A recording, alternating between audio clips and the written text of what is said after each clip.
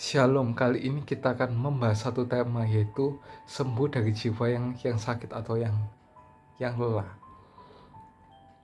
Manusia itu terdiri atas roh, jiwa, dan tubuh. Ketika tubuhnya sakit, orang akan segera ke dokter. Tapi banyak juga orang tidak menyadari kalau jiwanya sakit.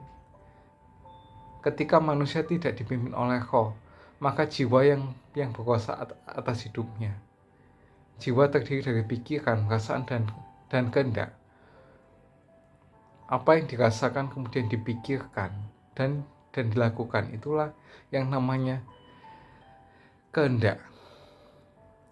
Dan kehendak yang timbul itu seringkali hanya ingin menyenangkan daging. Waktu manusia itu selalu menyenangkan daging, maka di sini celah itu ada dan iblis mulai masuk untuk menggoda kita melalui pikiran.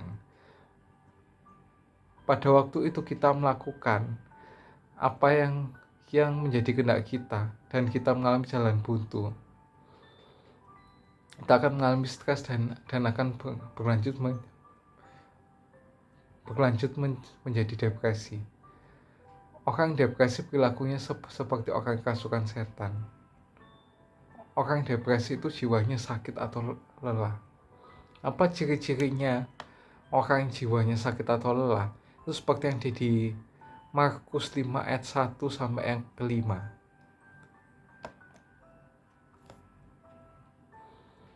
Yang pertama itu menyendiri atau menjauhi komunitas, seperti yang dikatakan di Markus 5 ayat 2 sampai 3a. Orang yang jiwanya sakit enggan untuk berkomunikasi, mengurung diri, tidak mau beraktivitas, kerja maupun ibadah. Lebih senang dia sendiri merenungi nasibnya. Ada keinginan untuk mati. Seperti orang yang kerasukan, tempatnya di kuburan, menjalin hubungan dengan roh gelap. Nah, kalau untuk konteksnya di ayat ini memang aneh ya kalau orang pada zaman itu tinggal di kuburan. Karena orang waktu zaman itu menajiskan mayat.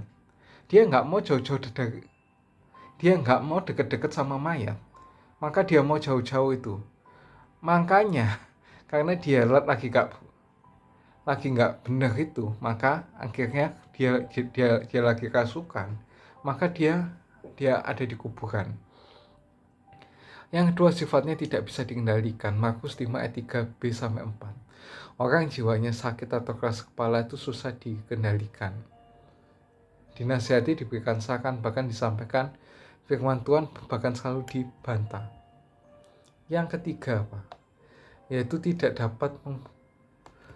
dapat menguasai diri. Seperti yang ada di ayat yang kelima. Kesedihan berlebihan, sering marah-marah tanpa sebab, terlalu sensitif, mudah tersinggung, baper, bahkan melukai diri sendiri, atau melakukan self-harm. Tidak menutup kemungkinan orang tersebut akan melakukan tindakan bunuh diri. Apa yang harus dilakukan ketika kita mengalami sakit jiwa atau kelelahan jiwa atau capek jiwanya, yaitu datang kepada Tuhan Yesus menyembah, seperti yang ada di Markus 5 ayat yang ke-6. Nah, kenapa sih kita itu harus datang pada Tuhan Yesus? Yang pertama, hanya Yesuslah yang dapat memberikan ketenangan jiwa. Ada lagu lama yang mengatakan, kalau aku cari damai, hanya ku dapat dalam Yesus. Kalau ku cari ketenangan, hanya ku temui dalam Yesus. Itu memang betul. Nggak ada yang orang di sini bisa benar-benar kasih ketenangan sama kita.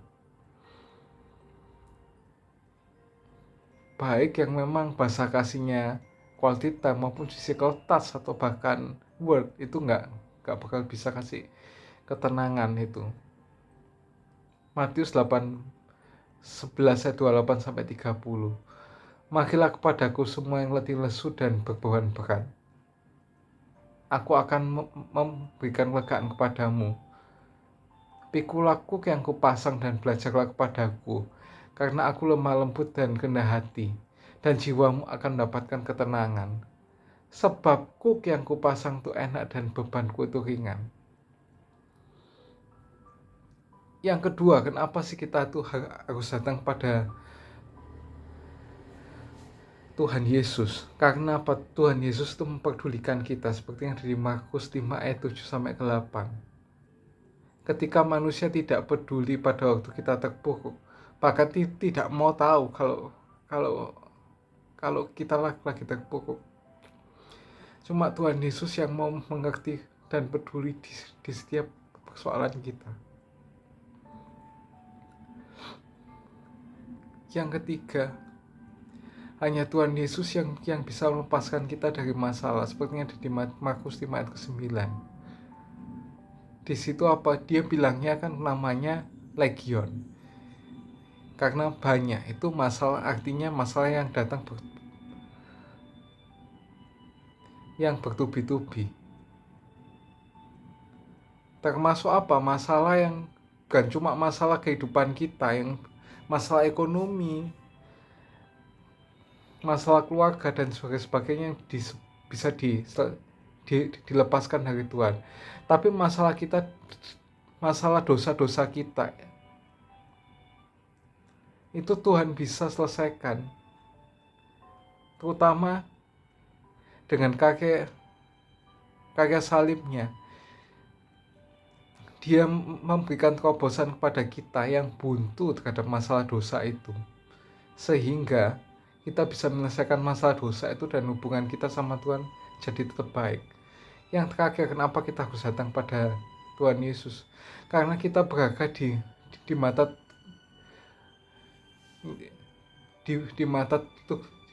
Tuhan Yesus.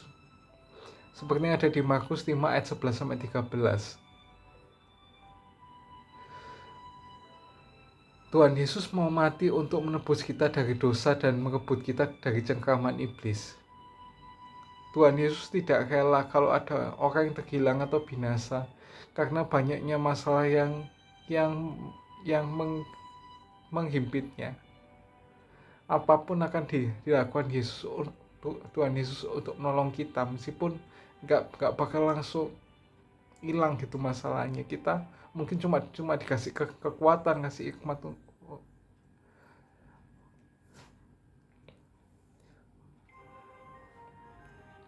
untuk menyelesaikan masalah. Nah, ini yang terakhir, ini kenapa sih Tuhan izinkan masalah terjadi atas kehidupan kita? Ini tuh bukan mikir antara orang baik atau enggak, karena orang yang benar-benar baik cuma tuh Tuhan Yesus ya. Ini ada seperti yang ada di Markus 5 ayat 14-16, yaitu untuk menyatakan kemuliaan Allah. Di situ ditandai di ayat itu dengan sudah berpakaian dan sudah waras. Melalui masalah yang kita hadapi, banyak orang mendengar.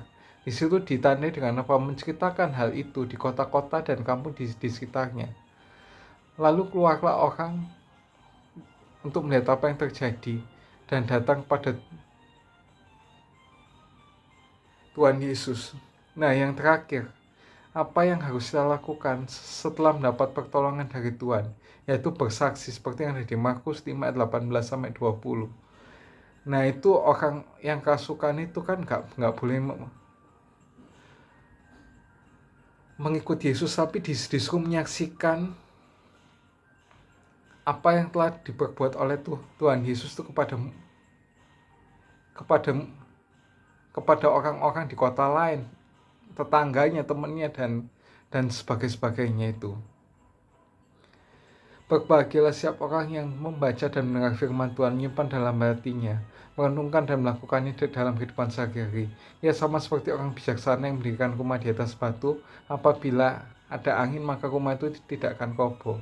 Jangan lupa like, subscribe, dan share jika kalian terberkati dengan konten ini. See you.